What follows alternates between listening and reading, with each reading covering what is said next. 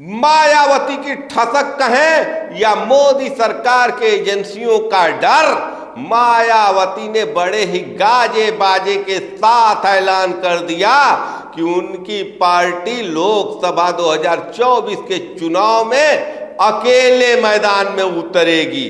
लेकिन अब मायावती को झटका देने के लिए उनके ही सांसद तैयार हो गए हैं। बसपा के 10 के 10 सांसद पार्टी का साथ लोकसभा 2024 के चुनाव के पहले छोड़ सकते हैं। वहीं जयंत चौधरी आज 11 दिन हो गए इंडिया गठबंधन को टाटा बाय बाय किए, लेकिन अभी भी एनडीए गठबंधन में एंट्री नहीं हुई। सियासत में तमाम समीकरण चल रहे हैं और समाजवादी पार्टी और कांग्रेस का गठबंधन उत्तर प्रदेश में और आम आदमी पार्टी और कांग्रेस का गठबंधन दिल्ली, गोवा, हरियाणा और गुजरात में होने के बाद एक तरह से कुछ लोगों के पैरों के नीचे से जमीन खिसकाने का काम कर रही है।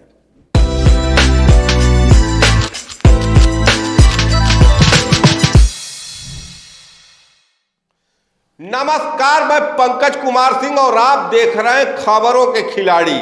इस वीडियो में मैं समीक्षा करूंगा उत्तर प्रदेश की दिग्गज नेता मायावती के राजनीति की और समीक्षा करूंगा पश्चिमी उत्तर प्रदेश के किसान नेता की विरासत संभाल रहे जयंत चौधरी के राजनीति की।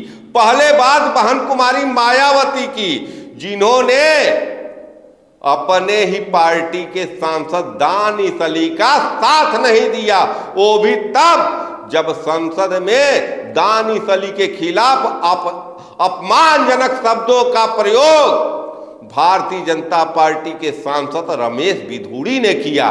तब दानिश अली का साथ दिए थे राहुल गांधी। ये बात कहीं ना कहीं बहन कुमारी मायावती को बहुत ही नागवार गुजरी और बहन कुमारी मायावती ने दानिश अली को पार्टी के खिलाफ गतिविधियों में शामिल होने का आरोप लगाकर दानिश अली को पार्टी से बाहर का रास्ता दिखा दिया। बसपा के ही गाजीपुर के सांसद अफजाल अंसारी को समाजवादी पार्टी ने गाजीपुर से ही टिकट दे दिया। तो क्या लोकसभा 2024 के चुनाव के पहले मायावती का अकेले चुनाव लड़ने का फैसला उनके खिलाफ जा रहा है? क्या उनके खिलाफ उनके सांसद हैं? खबर स्पष्ट है। अंदर की खबरों की माने तो 3 सांसद इस समय भारतीय जनता पार्टी के संपर्क में है। आपने संगीता आजाद को तो देखा होगा। संगीता आजाद सरेआम मुख्यमंत्री योगी आदित्यनाथ से मिल रही हैं। सारे सांसद पार्टी छोड़ने के लिए तैयार है। बस उनकी मंशा यही है कि चाहे भारतीय जनता पार्टी चाहे कांग्रेस पार्टी टिकट की गारंटी दे दे या टिकट की घोषणा कर दे, तो बहन कुमारी मायावती का अकेले लड़ने का पैतरा उन पर ही भारी पड़ता हुआ दिख रहा है।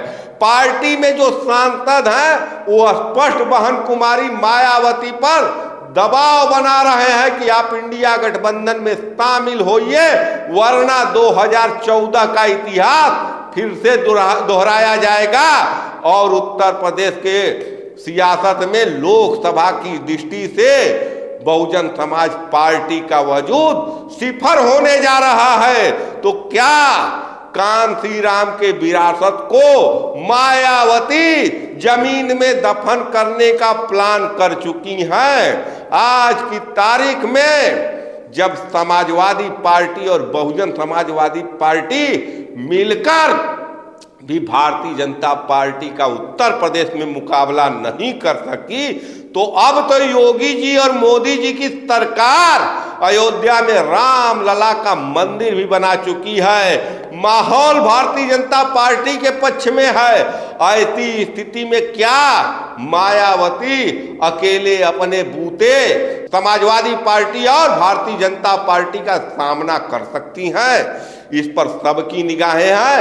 लेकिन ये तय है कि उत्तर प्रदेश के सियासत में अधिसूचना जारी होने के बाद कुछ नया होने वाला है, कुछ बड़ा होने वाला है, क्योंकि कांग्रेस पार्टी ने आज भी मायावती के लिए दरवाजे नहीं बंद किए हैं। उत्तर प्रदेश की सियासत में अगर ये धमाका अधिसूचना जारी होने के बाद हो जाए तो आप अचरज मत करिएगा, क्योंकि सियासत में इस समय जो हालिया घटनाक्रम है, कहीं न कहीं इस घटनाक्रम के बाद इंडिया गठबंधन का ब्लॉक मजबूती से 2024 के चुनाव में टक्कर देने की स्थिति में आ गया है। लोकतंत्र का तकाजा यही कहता है कि आप भले ही चुनाव जीतो या न जीतो, लेकिन लड़ने से पीछे मत हटो।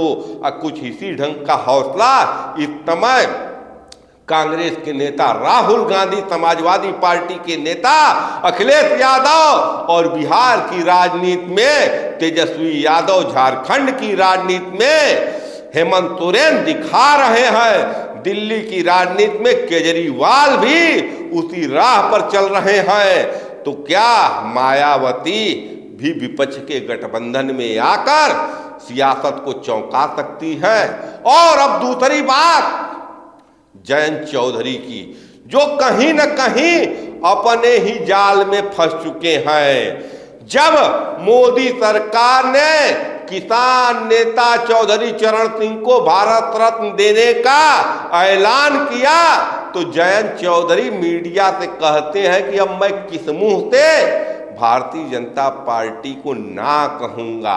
यानी जयंत चौधरी ने घोषणा कर दिया कि वो इंडिया गठबंधन छोड़कर एनडीए में जा चुके हैं। लेकिन ये भारतीय जनता पार्टी की जो सियासत है और जिसमें कहीं न कहीं जो राजनीतिक रूप से उसको बढ़त हासिल है, उससे वो तमाम छोटे दलों को अपने दबाव में रखकर ही अपने गठबंधन में शामिल करती है।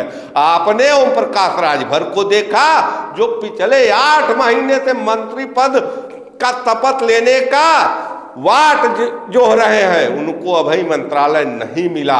आपने तमाम छोटे छोटे दलों को उनके शर्तों पर भारतीय जनता पार्टी के एनडीए में शामिल होते हुए देखा।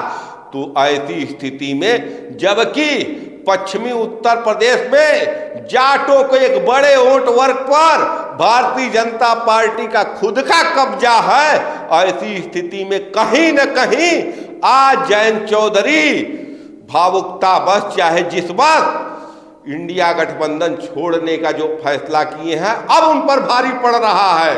उनका हालिया जो ट्वीट है पश्चिम बंगाल के आईपीएस अफसर, जिसको भारतीय जनता पार्टी ने खालिस्तान से जोड़ा, उस पर ट्वीट करते हुए जयंत चौधरी दिखे, बोले कि मैं सिख आईपीएस के भावनाओं और उनके दर्द को समझ सकता हूं। कहीं न कहीं वो दर्द आज की तारीख में जयंत चौधरी के अंदर भी है। अब भारतीय जनता पार्टी भी जयंत चौधरी के राजनीतिक कद को तौल रही है। भारतीय जनता पार्टी सिक्योर कर देना चाहती है कि राज्यसभा में जयंत चौधरी के जितने भी एमएलए हैं वो भारतीय जनता पार्टी के पक्ष में वोट करें। जयंत चौधरी निश्चित करें कि राष्ट्रीय लोकदल का एक एक विधायक जयंत चौधरी के साथ है, और जयंत चौधरी के विधायकों में मुस्लिम विधायक भी हैं। अब देखना बहुत ही दिलचस्प होगा कि क्या जयंत चौधरी के मुस्लिम विधायक राज्यसभा के चुनाव में भारतीय जनता पार्टी के प्रत्याशी संजय सेठ को वोट करेंगे या नहीं, सबकी निगाहें हैं। लेकिन उत्तर प्रदेश के सियासत में कहा जाता है कि दिल्ली का रास्ता उत्तर प्रदेश से होकर जाता है। निसंदेह यहाँ भारतीय जनता पार्टी को एक बड़ी बढ़त हासिल है। उसके बावजूद भी अखिलेश यादव और राहुल गांधी ने लड़ने का जज्बा दिखाया और कहीं न कहीं घुटने टेक दिए मायावती और जयंत चौधरी ने। उनका एक घुटना टेकना उनके पार्टी के राजनीतिक भविष्य के लिए ताबूत की अंतिम कील न साबित हो जाए, इस पर सबकी निगाहें हैं। हम भी इस पर निगाह लगाकर बैठे हुए हैं। आप भी अपनी निगाह लगाए रहें और देखते रहिए खबरों के खिलाड़ी। जय हिंद, जय भारत, नमस्कार।